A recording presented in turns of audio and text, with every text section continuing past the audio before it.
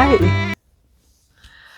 Today I am very close to the border with Mexico in a very sleepy town, very teeny town. It was so funny because I was going to meet some of my friends here. They sent me the location where they were.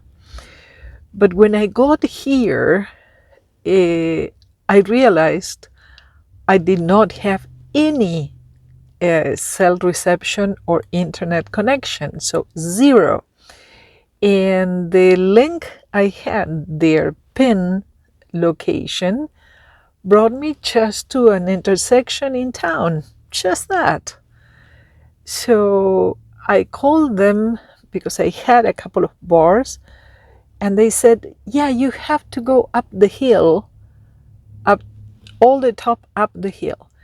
But in the middle of the night, in a very teeny town, you cannot see if there are hills around the town. So what hill? Where is the hill? It was the basic things that were failing me yesterday. So they remembered they took a road up that it was something well. So I looked for a road like that, and I found one, but I followed it to the end, and it didn't bring me up to any hill. In the end, I approached a policeman, and it was about 8 p.m. or so, and he was so kind.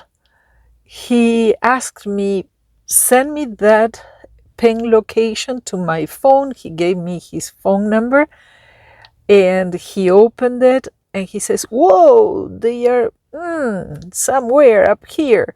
I don't know if you're going to make it with your vehicle, he says. I said, oh, don't worry. I know some of them, they have the same vehicle. So if they made it up there, I will make it. Just let me know what street I have to take that brings me to that hill. No, I will take you there, he says. But I don't want to distract you from your duties. And no, I'm okay. I don't have anything to do just yet. So right now, so let me guide you there. He was so kind.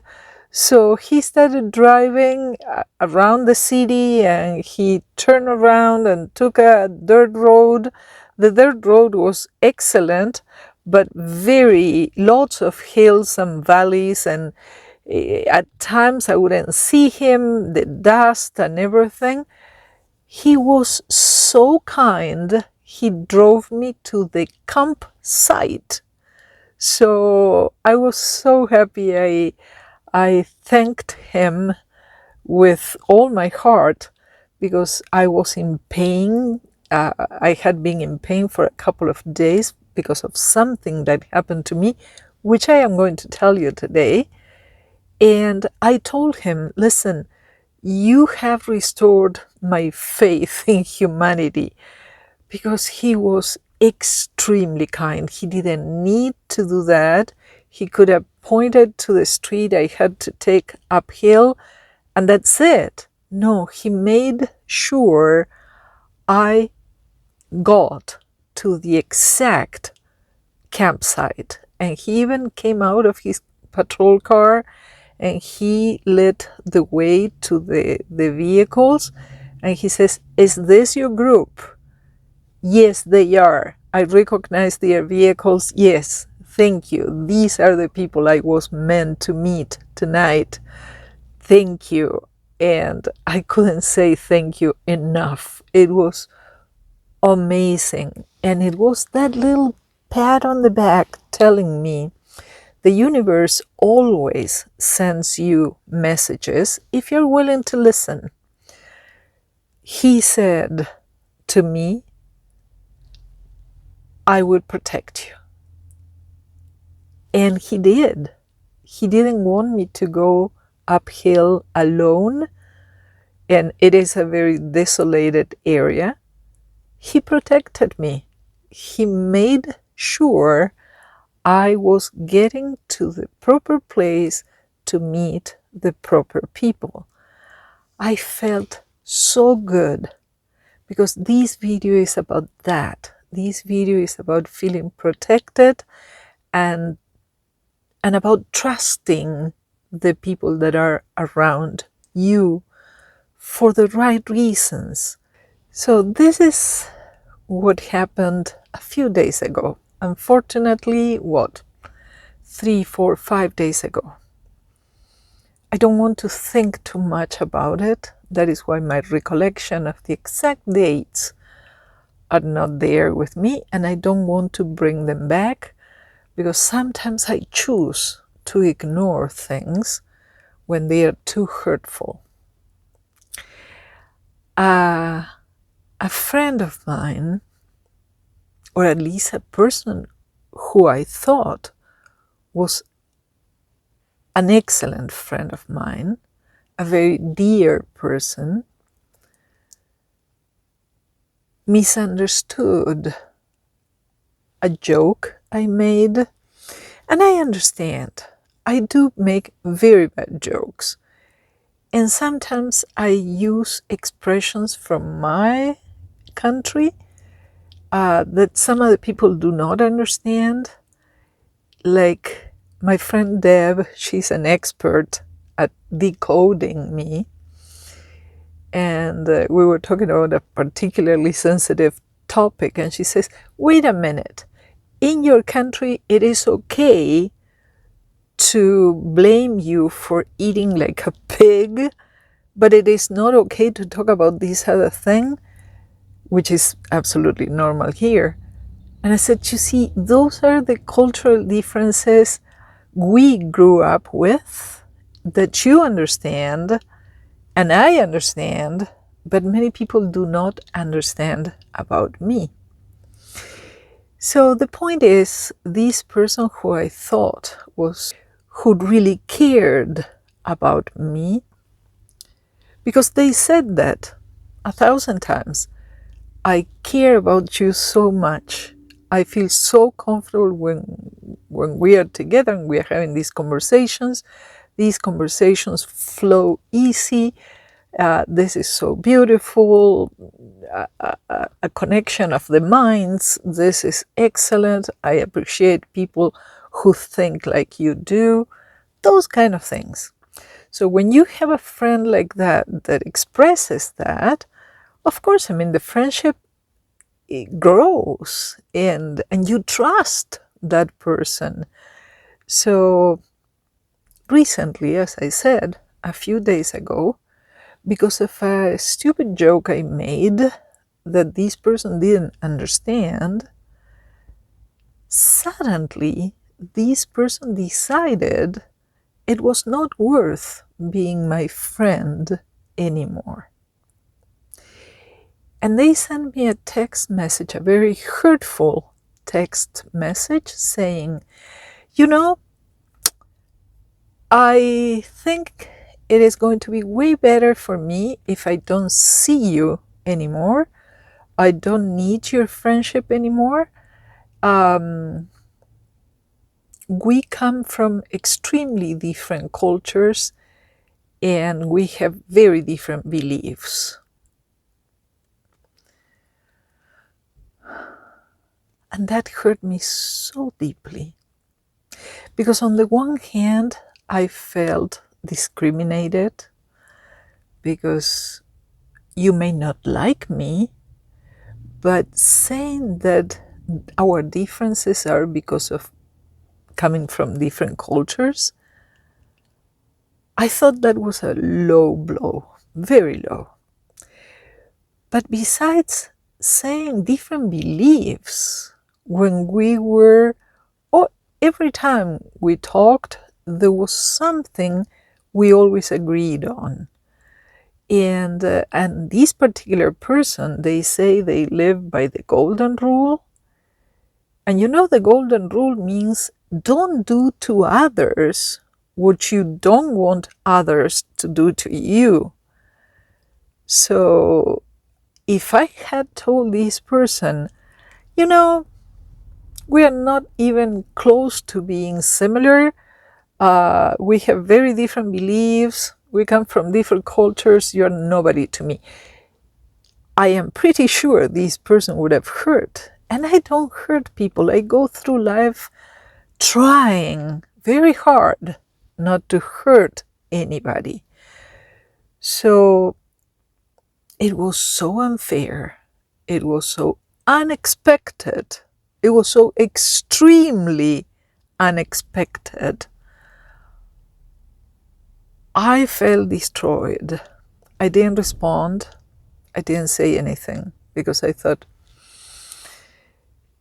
if you hate me this much, if you don't want to see me or treat me or, talk to me ever again, because we come from different cultures and we are so different, I am not going to expose you to my presence or my opinions or my words. So I didn't say anything else. I didn't respond to that text. I didn't call. I didn't do anything.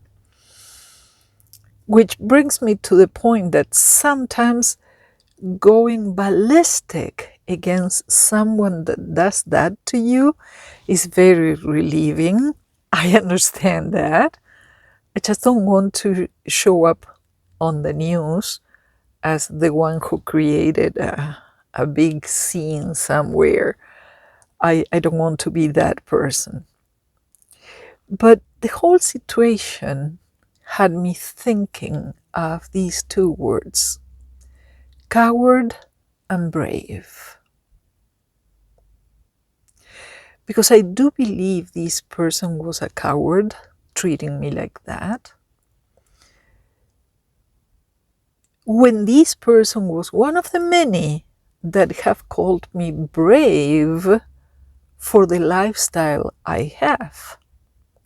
My friend Rose, who lives in Spain, several of my friends in my country, some other people here, they have called me brave many times for being a nomad, for going out there and boondocking in the middle of nowhere and sleeping at night in the middle of nowhere, surrounded, of course, by thousands of bears and mountain lions and, I don't know, rattlesnakes and scorpions.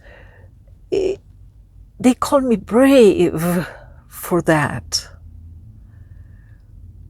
And I don't accept that because I am not brave. I wouldn't wrestle a bear or a rattlesnake for that purpose. I am just a nomad, and I follow my instincts. I choose the places where I am, where I stay at night. So I try to be safe, of course. But as we have discussed many times, a serial killer is not going to go all the way to that valley behind those mountains to see if he can kill someone.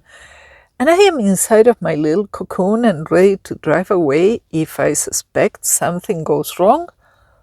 So I don't consider myself brave for doing such a thing.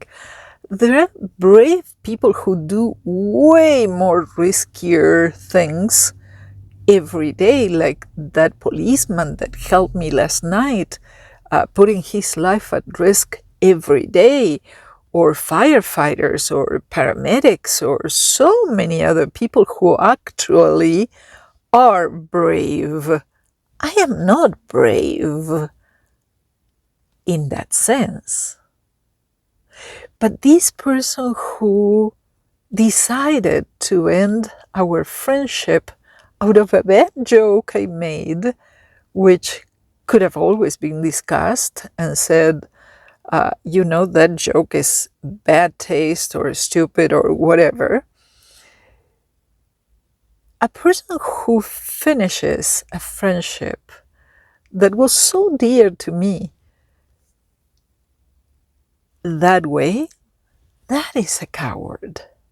Because sending a text message saying, this is over, I hated your joke, I don't want to see you, that's a cowardly thing to do.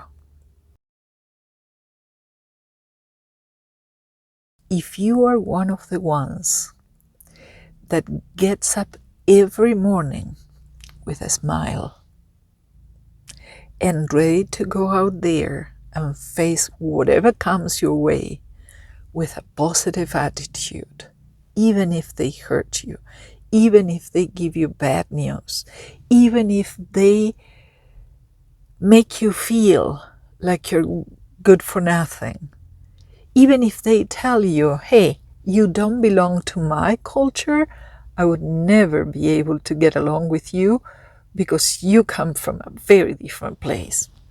You are down there, down in the dust. You're not like me. And if you're able to come back from that insult, from that disappointment, from that deception they give you. So I understand people have bad moments. I understand this person may have a severe case of depression. But I was diagnosed with PTSD several years ago. And I was diagnosed because I recognized that something was really wrong with me. I was extremely depressed. So I decided to go for help. And I did get a psychiatrist, and they put me on medication. And I don't care if the medication makes me put on weight. If at that point I need it, I will take it. The point is to keep fighting the good fight. And I got better. I mean, my PTSD symptoms and problems started going away slowly. It took 2 or 3 years. I am a happy person. I am not on any medication now. I am on happiness. That is my high every day. I am on happiness. That is the best drug you can take. And you can be this happy if you want to. Because the trick is some people who are extremely depressed, like this person, unfortunately, they try to stay on what we could call the set point. They are so used to being sad and depressed that hanging out with someone that is always happy or optimistic may be enticing at first, maybe like, oh, this is giving me hope. But at some point, their system needs to go back to their set point. There is little alarms going off, saying, hey, you're being too happy. You're being too optimistic. This is not normal. You have to come down again to the dark where we are waiting for you. So unfortunately, that set point has a lot of pull. And for people who are not prepared to help people like that, it might be extremely draining. I do not have professional training, but I was there, so I could be a good coach in that sense, a good mentor. I know how to detach from that sadness and bring you back.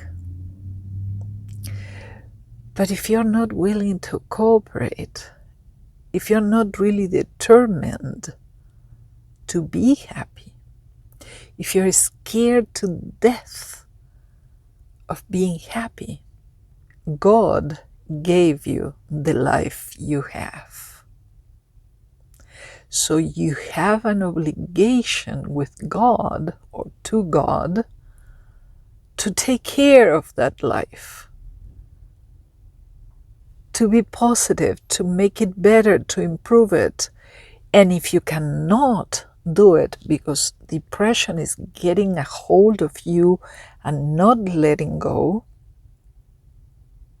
you do have resources. You can go to a psychiatrist. You can take medications. Look for professional help. Do that. Because once they do help you, once they are done helping you, you're going to discover new things inside of you that may be so beautiful. I am brave, not because I boondock in the middle of nowhere and I wrestle with bears. I am brave because I did recognize that I was down at the bottom of the barrel, that I was drowning in my own tears. And I had the clarity to look for help when I didn't want to, but I did it for love of my dear ones, my loved ones, my children. Do it for whomever you want, and if you don't have anybody, do it for the commitment you have to your God, because God wants you to honor your life. So, I have been very down, very disappointed, very heartbroken. It was a knife. I got him directly to the heart. At first, I was a little angry. I felt discriminated. I felt it was not fair. But then I realized that poor person is in such a place of pain and desperation that they cannot see how cowardly they're acting. And it requires a lot of bravery to face the world. So if you are about to become a nomad, just know that you will be safe in the boondocks. You will be safe at a truck stop, at so many places. Wherever you choose to sleep at night, you will be safe. But you have to be happy. You do have an obligation to yourself, since you are choosing this life that has so many advantages for you, like getting you in contact with nature, making you meet other people who will be your new friends, your new nomad friends. The nomadic or nomad community is one of the most positive groups of people you can ever join in your life. You're going to love being a nomad because it takes you away from in front of the TV, in front of your spot on your sofa. It takes you away from there, which you think is the best place in the world to be. You can always rent your home, put your sofa, your precious sofa, in a storage. You can do all those things, or just be a nomad for 1 weekend a month. The fact that you're going to be in nature, that alone will turn your soul into the bravest soul ever. So if you need help, look for that help. And then let me know when you are ready to camp with me, because we are going to have a campfire and we are going to all sit together around the fire, just enjoying and sharing the good things we have to share. Let me show you what I will share with my friends tonight. I bought this bottle of wine. The name is Sheep Thrills. One of my friends is Sharon. You know her. She's the one who spins wool and fiber in general. And I thought the label was perfect about that. And it's a wine from Italy, from where my ancestors came from. So how can someone say they don't want to be with me since I come from very different culture and very different beliefs? And that person also descends from Italians, and we are the most fun people on the planet, probably. Um, it's okay. I do have the wine. We are going to have a lot of fun tonight with a good red wine from Italy and excellent friends and a campfire in a magnificent place surrounded by saguaros and ocotillos and palo verdes, all that beautiful flora that exists here in the south of Arizona. We are going to have an amazing night, and my heart is finally going to heal, because after telling you this, after sharing this with you, I am closing that door. Unfortunately, you can try helping people, but if they don't want to help themselves, there is not much you can do. So you have to let go. I hope you don't need professional help, because that would mean you are fine. And I would be very happy to know you are fine. But if you're not fine, please, please look for professional help. It does help. And I want to camp with you someday around a fire with red wine or any color of wine you can imagine. And I would really love to share that time with you in harmony, in peace, in joy, and we're going to have a great time. Thank you to my Patreons for making my life easier out here. Thank you. I appreciate you so much. Thank you to all of you for being here. And if you like this channel, please subscribe, give me a thumbs up. That helps me a lot. Share this video with someone that may be reluctant to look for help.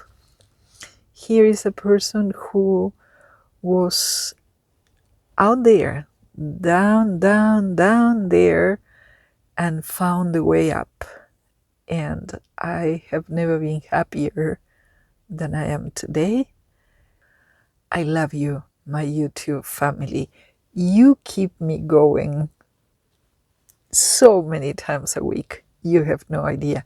Every comment, even the ones that reflect some criticism, as I said before, that is constructive, that is helpful. I really appreciate that.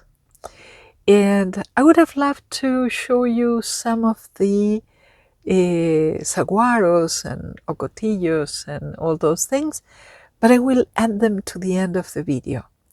I hope you enjoy those. Thank you very much for being my YouTube family and the people who hold me up every time the world crumbles or seems to crumble around me. I have great friends there, and they are there for me, and you are there for me. So thank you. Thank you, thank you, thank you, thank you. You have a fantastic week, and let me know how you are doing. Okay? Take care.